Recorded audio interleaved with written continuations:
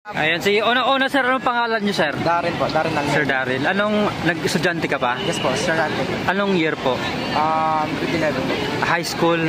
Ayan sir, tanong ko lang, bakit po nakiisa po kayo dito sa ating mga supporters po ni VP Sara? Ano pong, sino pong nag-invite sa iyo? Kung meron man, paano mo nalaman na may gathering dito?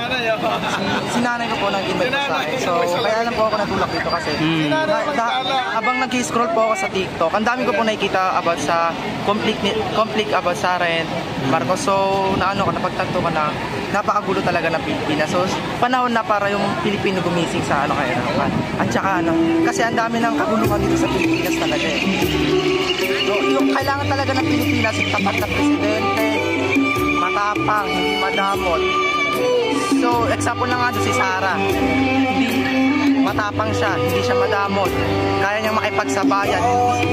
Mas matapang siya kaysa papa niya. Ayun na nga yun. Kaya ako para sa sarili ko lang, sulit talaga ako supporter ni Sara. Ayun lang po. Ayan. Ano mapapayo mo sir sa mga kabataan tulad mo dito po sa mga nangyayari ngayon dito sa ating bansa? So, sa mga kabataan ko naman, oras na para gumising. Guys, gumising na tayo.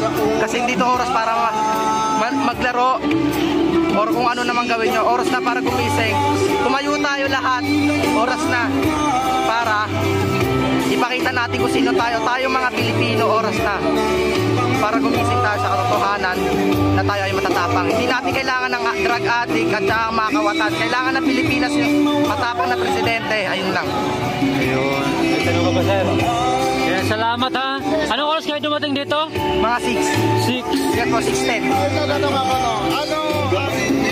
sasabihin mo sa mga kabataan na encouraging na mensahe na para mahikayat sila para sa So, ayun nga, sa mga kabataan ko na mag-aral lang na mabuti po. Kasi kami mga kabataan po, kami yung pag-asa ng bayan, next generation po. Kasi sa panahon na panahon, maraming mag-rise na mga kabataan na katulad ko na mamumulat sa kahirapan ng Pilipinas. Ano po? Mensahe mo sir sa ating mahal na Vice President, lalo sa mga issue na kinakaharap niya ngayon, anong mensahe mo kay VP Sara? So para sa mensahe ko sa Vice President is ito lang Sara, sana maging matapang ka. Kung ano mga pagsubok man na pagdadaanin mo is kaya mo yan. Nandito lang kami mga supporter, tunay na supporter na hindi bayaran. Handa kaming gawin para lahat sa'yo. Kasi ikaw lang ang presidente sa puso. Ayan, salamat ha.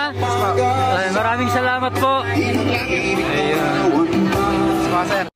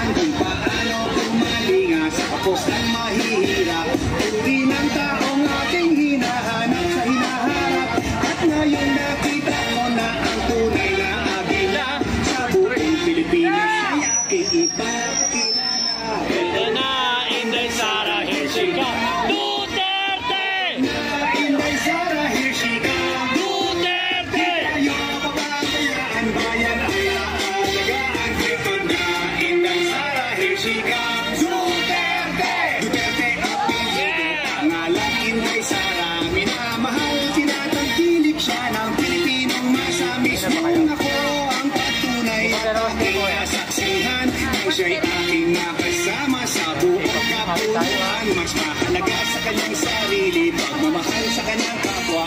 Puso niya sumiservisyo sa kapwa sa mga dukha. Ang nakabuti ang buong bansa'y kanyang hinahangad. At ang tiwala ng sambayanan ay may lagay sa kanyang palad. Ito na, Inday Sara, here she comes.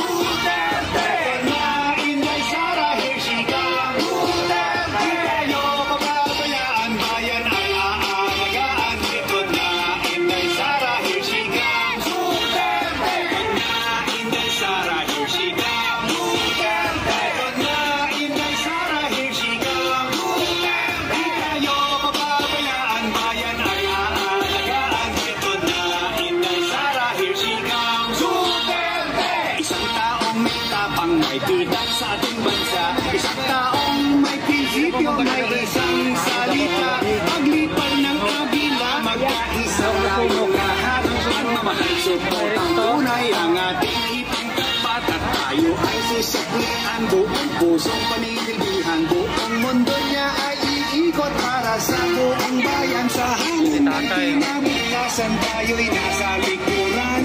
Kumasakang si Inday Sara, nasa harapan.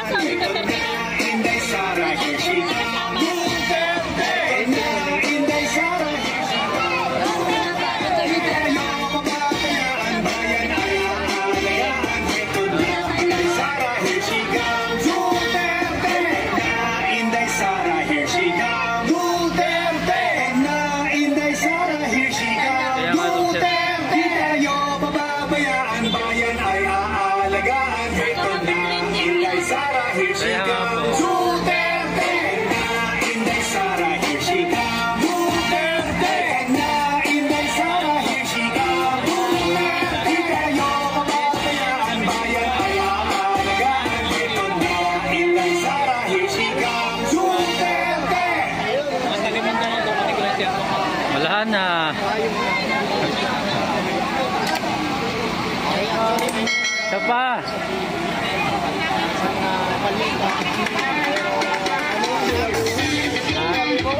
Isa pa. Ayan, meron po itong volunteer mga kababayan na nagkuha ng basura. So meron po siyang bit-bit na trash bag.